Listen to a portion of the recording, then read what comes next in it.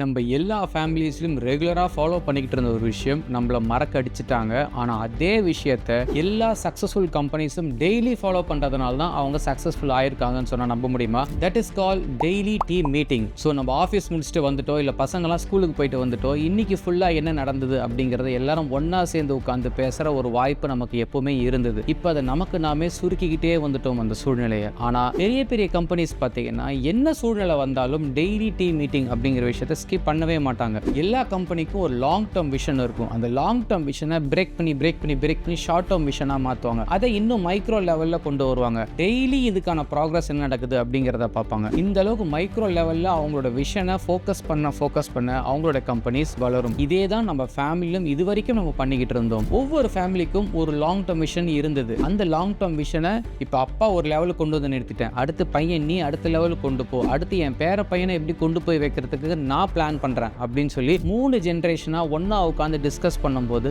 அதனுடைய growth, அதனுடைய speed ரொம்ப ஜாஸ்தியா இருந்தது. இப்போ நியூக்ளியர் ஃபேமிலி அப்படிங்கறத தாண்டி புரோட்டான்ஸ், நியூட்ரான்ஸ், எலக்ட்ரான்ஸ் எல்லாம் தள்ளி அதனுடைய வேலையை பார்த்துட்டு இருக்கு. ஒவ்வொன்றுத்துக்கும் தனித்தனி விஷனா மாறிடுச்சு. இப்படி எல்லாமே ஸ்பிளிட் அப் ஆனதுனால ஒரு ஃபேமிலியோட growth அப்படிங்கிற மாதிரி ஒரு கான்செப்டே இல்லாம இண்டிவிஜுவல் growth, தனிப்பட்ட முறையில் என்னுடைய வெற்றி என்னுடைய வளர்ச்சி அப்படிங்கிற மாதிரி வீட்டுக்குள்ளேயே மாறினதுனால விஷன் அண்ட் மிஷன்ங்கிறது தெளிவா இல்லாம ரொம்ப ஸ்கேட்டர்டா மாறிடுது. ஸோ இதை நம்ம சரி பண்ணி ஒரு ஃபார்ம்குள்ளே கொண்டு வரோம்னா ஒவ்வொருத்தரும் அவங்கவுங்களுக்கான விருப்பு இருந்தாலும் அது எல்லாத்தையும் கன்சால்டேட் பண்ணி ஃபேமிலிக்கான ஒரு விஷன் என்ன, அதுக்கான மிஷன் என்னவா இருக்கும் அப்படின்னுங்கிறத நீங்கள் பிளான் பண்ணீங்கன்னா ஃபேமிலியும் ஃபாஸ்ட்டாக வளரும். அந்த வளர்ச்சியில் உங்களுடைய பர்சனல் க்ரோத்தும் அதிகமாக தெரியும்.